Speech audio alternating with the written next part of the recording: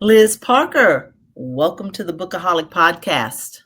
Thank you. I'm so excited to be here. Yes, yes, yes, and I am glad to have you here. And we've got kind of a Halloween type of atmospheric book today to discuss. And it's your brand new book called The Witches of Honeysuckle House. And like I just shared with you, I'm also obsessed with the cover of your book. It's just simply beautiful. It's absolutely beautiful. So It's did you have the any colors. the colors, and it's fall looking, and it's just everything. So did you have any input on The the artwork? the input that I had, so I sent over I all of my every time I write a book, I make a Pinterest board because it just helps me like get in the space. And so I Yeah, sent the Pinterest board for the book over to my publisher and they yes. did some early sketches and they sent the sketch and one of the sketches they sent a house that was more like colonial and the house in the book is a Queen Anne Victorian, and so that was the only thing I was like, oh, this is great, but the house is the wrong type of house, and so they Right. updated that. And then but when they sent it to me with the colors, I was like completely blown away because I didn't know, because all I saw at first was like a pencil sketch because it's illustrated. Yes, And oh my gosh, yes. yes, I love it. It is beautiful. Good job on that. And I often say you do have to we do judge books by their covers because that's our first entree before you even open the book up to read the book jacket. So it's really important. Yeah, no, it very much is. And I've had a lot of people online who, I've posted, because I post about the book all the time, and people are like, Yes. "Oh, the cover," and I'm like, "Great! If that's what gets you to pick up this book and read it, I'm in." Absolutely, absolutely. Well, let's dive into the inspiration behind the story. So, Witches of Honeysuckle House brings together sisterhood, curses, and cozy witchcraft. So, what was the spark that first planted the seed for this novel?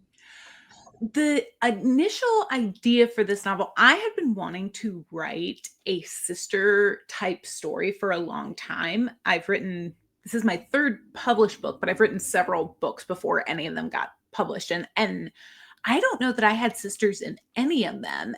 Oh, And in this one, I was like, okay, I think I'm ready. I think it's time. So that was the initial genesis of the idea. And then it was like, mhm, okay, well, how can I tell a sister story and make it different than the other sister stories that have been told before, especially because I like to do that light witchcraft thing in my books. And right. it started with the sisters and this idea of a magical house. And that's kind of where the idea was born. Right. Oh, wow. Okay. Yes, that sounds wonderful. And so now, your personal roots with witchcraft and herbalism. So, as a practicing witch and herbalist, how did your own rituals and practices influence the magical elements in this book, especially the candle magic and the sentient house? Yeah. So the herbalism piece, not quite as much with this book as my previous books, but like you said, the candle magic, Mhm.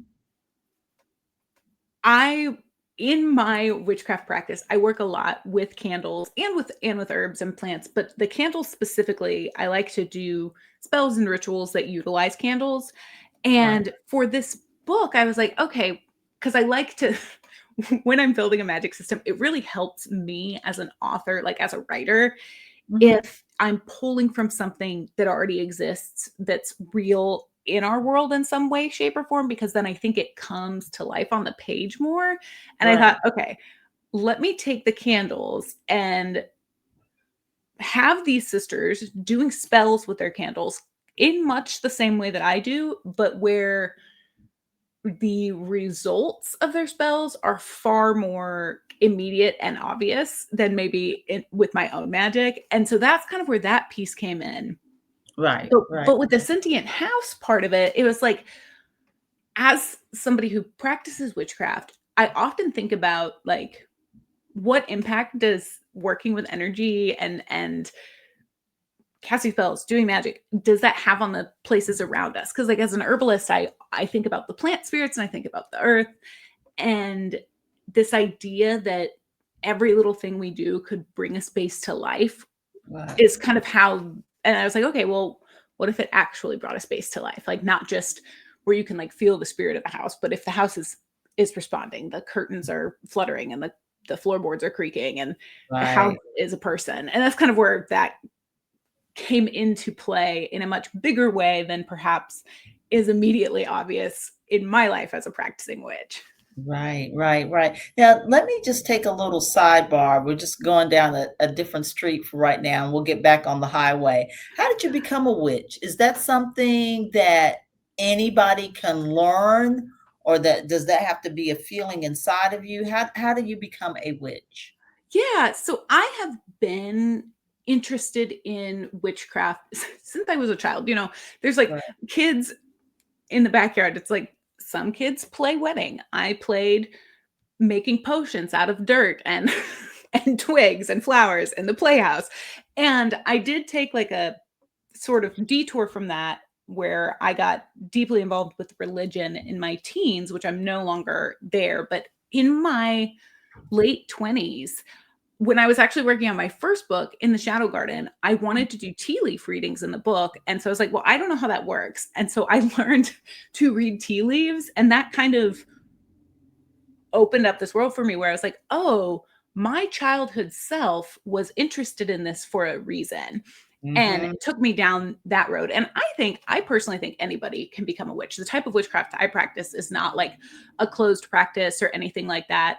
Because right, I work with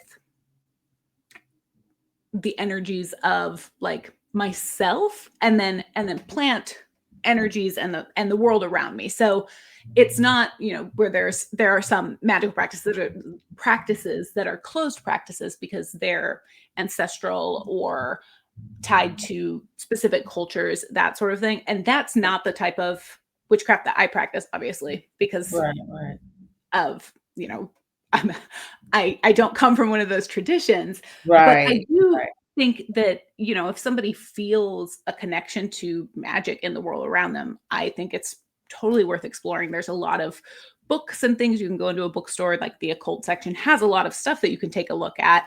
And if you're right. just like, I'm only like lightly interested, tarot is a great easy way to kind of get into it. And there's a lot of tarot in the book as well. Mhm. Okay, okay. And then you mentioned religion, so I was gonna ask you, can you be a witch and also be religious? Or how did that work, how does that work out with you as a person? Yeah, that's a great question. I'm not religious.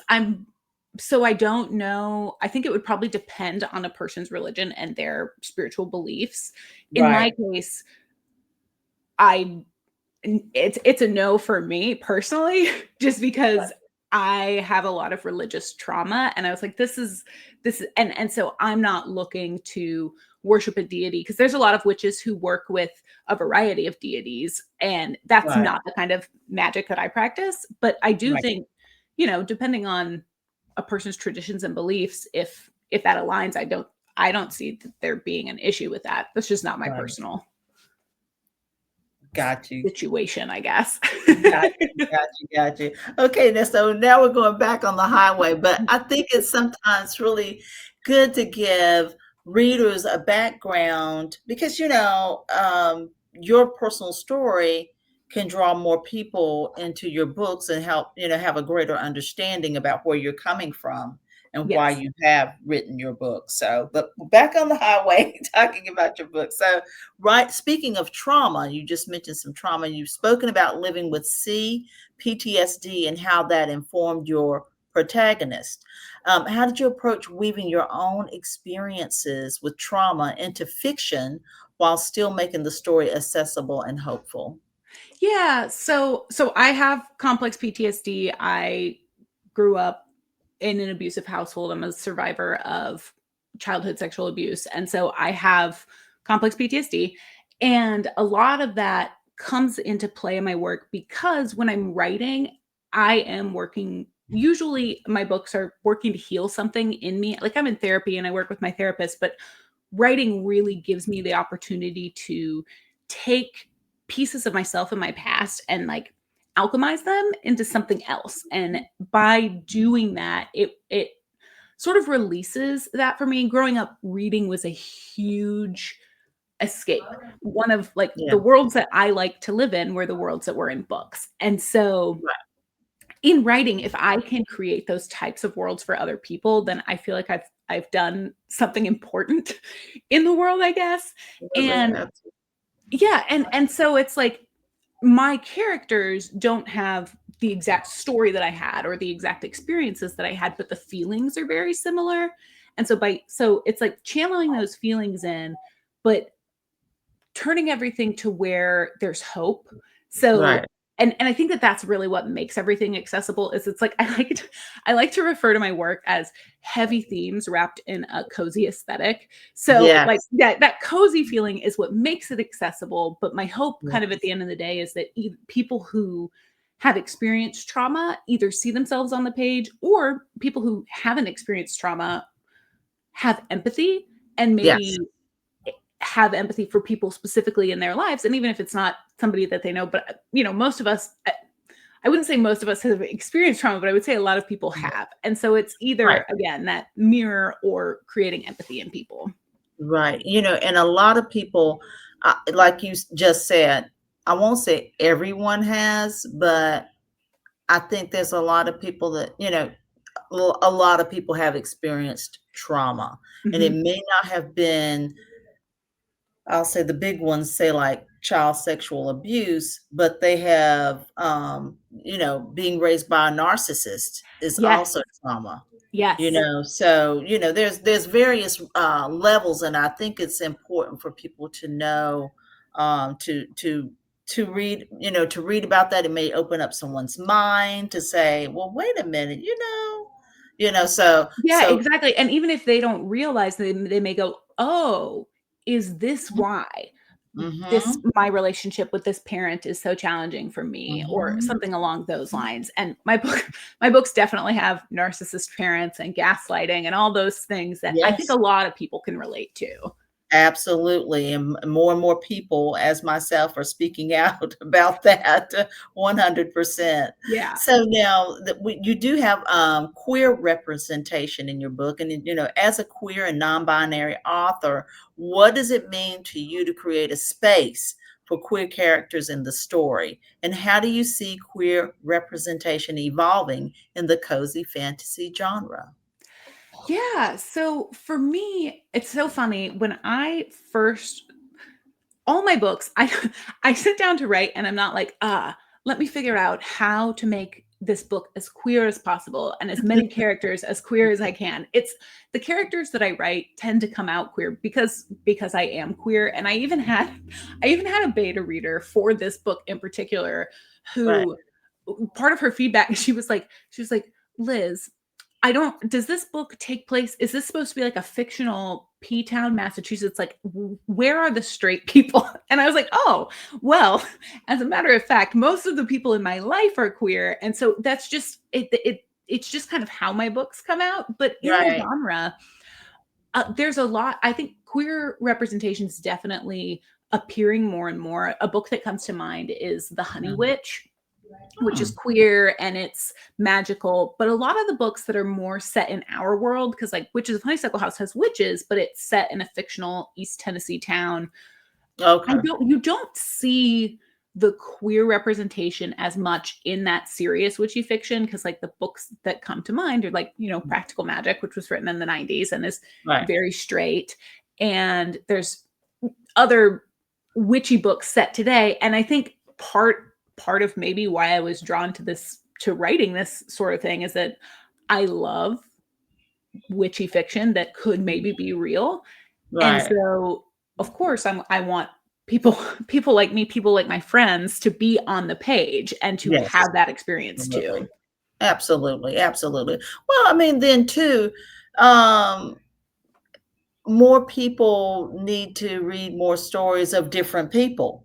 I Agree. think that would help out a lot, especially in the atmosphere that we have now slid back to maybe the 1940s. Yeah. We need to read about other people, other cultures, and then there might be some more understanding.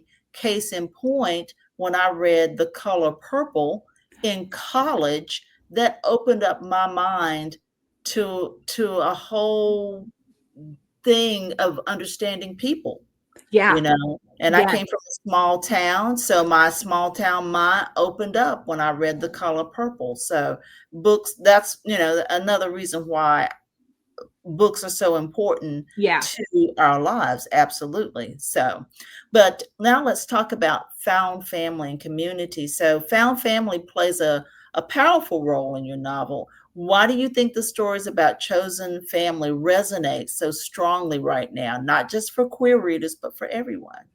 Yeah. Yeah. So in this book, again, like there's sisterhood and then there's generational curses that we're learning about, that these Mhm. sisters are having to break, because there's a curse every 13 years somebody dies, and so they're trying to break that curse, which is obviously a metaphor. But Right. part of what happens in the story is both of the sisters they have found family that they've developed outside of their relationships with each other, because they're lightly estranged. And so I think in our world right now, themes of found family resonate a lot, because people have found in the past, over the past, what, 10 years, that Mhm. maybe their families of origin don't align with their values and don't Right. care about everyone and don't care Right. that they don't love all people. And that can be so challenging, because it's like you can step in and try to help your family see truth and see reality, but you can't tell people what to believe. Or, I mean, you can, Right. but they may not do it. You can Right. tell people that they should love and care about everyone, and they might not Right. do it.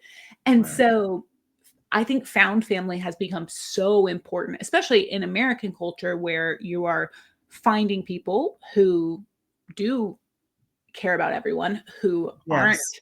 you know, wanting to take away rights from people and Right. elevate one type of person at the top. And found, found family, which is why it's not just for queer people, because for queer people it makes sense, because a lot of people, you might find that your family, oh, you're queer, you don't really belong here, but Right. that's not the only thing. And I think Right.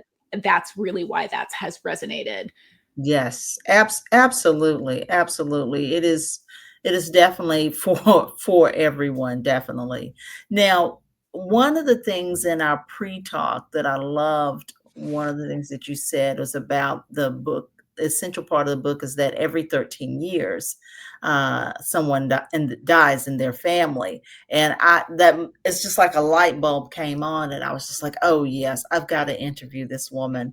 But the curse in your novel feels like a metaphor for generational trauma. How do you hope this story will inspire readers to think about cycles of hurt and the possibility of breaking them? Yeah, so it very much is directly a metaphor for generational trauma, because again, it's every 13 years, and the book explores the witches who came before the sisters. So there's past timelines where we're learning how the curse came to be. And the book opens up with like a history of deaths at Honeysuckle House. And it's the list of everyone who's died, Mhm. during which 13-year interval. And I think what I wanted to show with that, as a person, because I have, like I said, I have complex PTSD, I have childhood trauma. I Mhm. know that my mother, with whom I'm no contact, had childhood trauma. Wow. And I don't know a lot about her mother, but I imagine she did, because she was an immigrant from Sweden Mhm. in like the early 1900s. So we look at that picture, and how the choices that people make coming out of their experiences, and what they choose to pass on to their children or to the world. Because like I don't have any children, but for example, my sister does, and it's like, what choices are people making to heal or to hurt? Because Right. you can carry that on, or you cannot carry that on. And we kind of see that in the book, because the sisters, there's Florence and Evie, who are the present day sisters, and Evie has a 7-year-old daughter. So Right. we see her daughter Clara's point of view a couple times in the book, and that innocence compared to Evie's childhood experience of having an abusive mother, because we have Mhm. like, I think there's one chapter from Evie's perspective at that same age. And so to kind of juxtapose that and how trauma impacts people, and even how in Clara's case, her mother wasn't abusive, but because her mother was abused, like what decisions is she making to try to also break this curse as a 7-year-old? Because Right. I think we put a lot of expectation on children to be the ones to overcome when it's not the child's responsibility, it's their parents' Right. responsibility. Absolutely, absolutely. And the reason why I was so intrigued when you were talking about the generational curses, trauma, is because in the Black culture and African American culture, we do speak of that. And we do have, as a culture, as a group, have generational PTSD because of what has happened to our ancestors. And imagine how triggered we all are right now with all of these things, people saying all these horrible, negative, hurtful, painful things about Black women's mind processing, Black pilots, and all of this kind of stuff. And it's like, what are we trying to go back to? Haven't Well, haven't we toiled enough? We were enslaved yeah. for 400 years. Then, we had a little reprieve with Reconstruction, and then another stab. We had to endure the Jim Crow and all of these things. So it's like, when does it end? I mean, what have we really done to deserve all this? Well, yeah, the answer that's nothing. But Exactly. no, but like you're right, because it's what Ruby Bridges is in her 80s. Like we're not that far. And No, absolutely not. a- and not only does that have the mental health impact of generational trauma, but it has it in the body, like the research that's been Right, done on right, how that impacts DNA right. and for how many generations. No, I that totally makes sense that that resonated with you, and I'm Abs- ugh, it's, Absolutely, and absolutely. I can't wait to read your book, by the way. thank you. Well, and that's what we were talking about earlier, though, is that like I think a lot of people in America can relate to trauma because even if they haven't directly experienced somebody abusing them, especially the Black people in America, well, Yeah, probably all have on some form or another, at least from a verbal standpoint. But yes, that generational piece of it does impact people, like it, and absolutely. future generations. Absolutely, absolutely. What and to delve back into this, my sister, who's in her 80s, she went to A&T, which is in Greensboro, and she was part of some of the people that were arrested back in the day, protesting the Woolworth lunch counters. So those folks are now feeling like, oh my gosh, all the work we done, is it down Right. the drain? So, Right. so it just resurges the trauma, resurges. Am I important? Am I not important? What are you saying to me? Yeah. What are you really saying to me? So, Yeah. but anyway. No, no, it's fine. Take all the space that you need. Like it's well, and that's the importance too of caring about and loving people around you because it's like when we were talking Absolutely. about found family earlier. It's Absolutely. well, the culture right now may be saying no, but that's not true, Right. And it's like how do we love and show respect, especially right now in this country to Black people, Black women in particular. Yeah. Yeah. Ugh.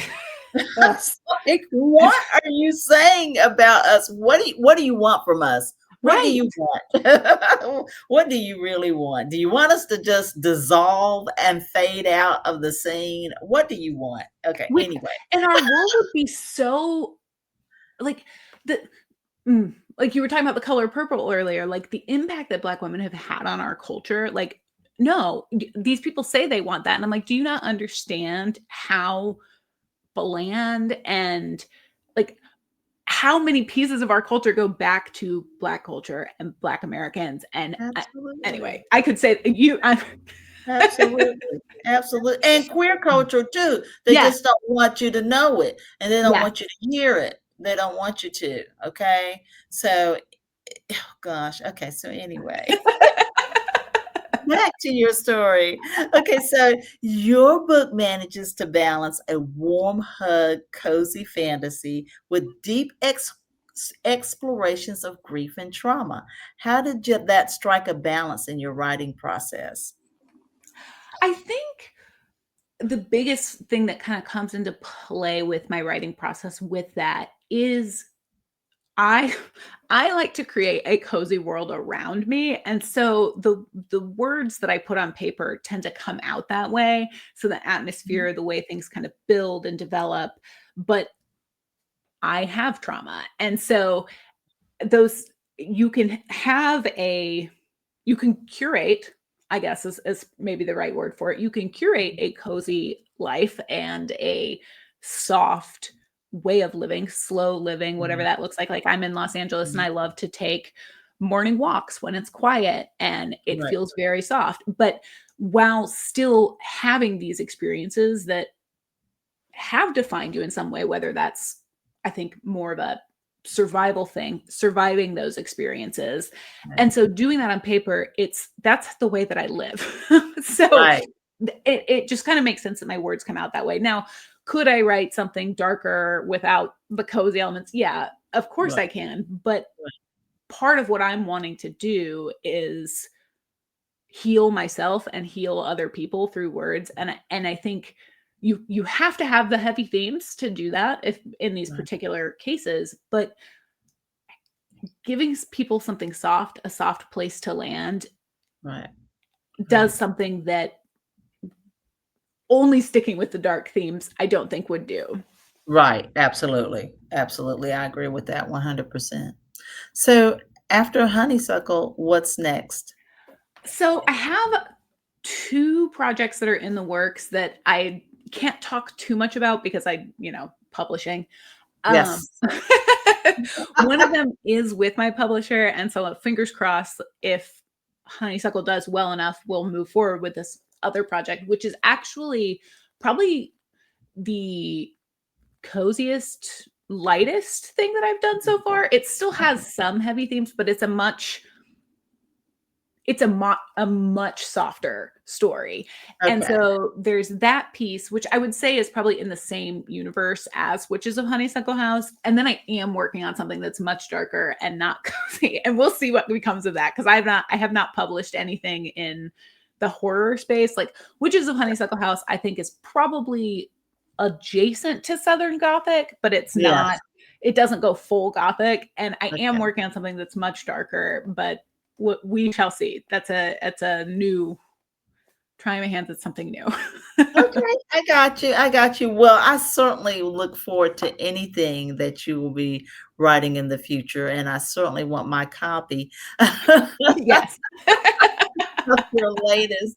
So everyone, make sure you check out Witches of Honeysuckle House by Liz Parker. It is everywhere where books are sold, and we will certainly also have it in the podcast show notes and in the video description box beneath the YouTube video. Liz, thank you so much for joining me today. Thanks so much for having me. This was a wonderful conversation, even with the heavy topics that we touched on. I really enjoyed it. Thank you so much.